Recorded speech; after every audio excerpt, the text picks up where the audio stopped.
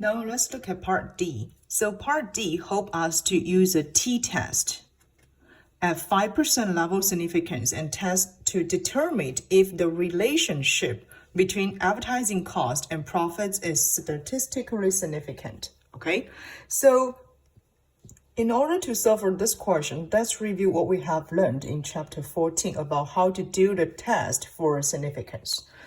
When we talk about in chapter 14, there are two types of tests we can use for the significance of the relationship between X and Y. One is based on t-test, another is based on f-test. Okay, so in part D, it will ask you to use t-test, okay? So here, I will just summarize the t-test statistics. As we talked about before, in a simple linear regression model, okay, so this is a simple linear regression model. We have y equal beta 0 plus beta 1x plus epsilon, okay?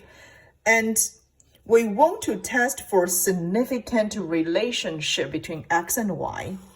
So look at their coefficients between x and y, which should be beta 1, right? Therefore, in this type of the test, the hypothesis for the parameter beta 1 should be like this. We have the non-hypothesis test, beta 1 equals 0, which means there is no relationship between x and y, okay? Alternative hypothesis will be beta 1 doesn't equal 0. So this is the two-tailed test.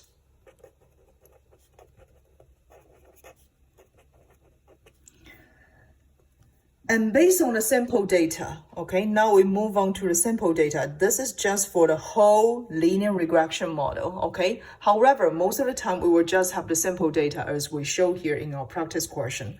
Therefore, based on the sample data, we need to use B1, okay? So B1, we treat it as the least square estimator of beta 1, okay?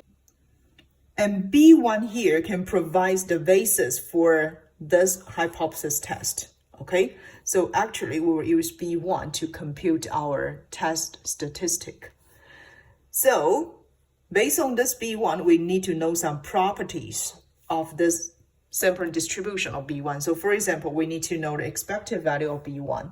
So this is the expected value of B1, which is just equal beta 1. We also need to know the estimated standard deviation of B1. So here I use S subscript to B1 to represent the estimated standard deviation of B1. It will equal to this formula, okay? So for this formula, probably you have no idea about what S is, okay? So S actually is the standard error of the estimate. And this is the S we need to calculate, okay? It will equal to the positive square root of MSE.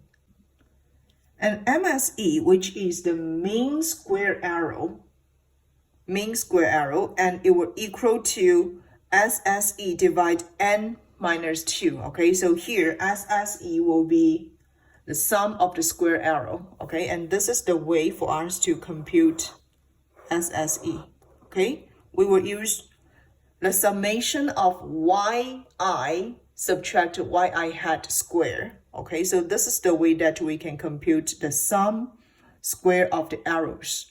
And once you compute SSE, we need to use SSE divide N minus 2. N will be our numbers of observation, right? And then take the square root to get S, which is the standard error of the estimate.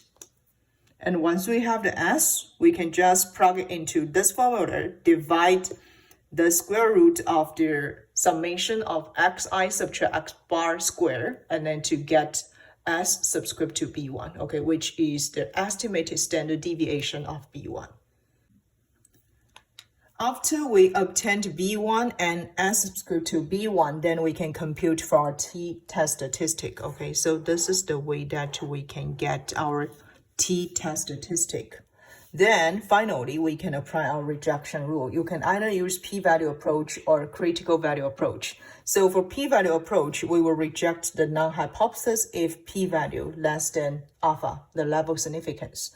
If we choose to use critical value approach, then we will reject the null hypothesis if this t-test statistic less or equal to negative t alpha over 2, or this t-test statistic larger or equal to t alpha over 2, okay? Because we use the two-tailed test. So here, t alpha over 2 is based on our t distribution and with n minus 2 degrees of freedom. So after we review those content about t-test, then let's just do part D.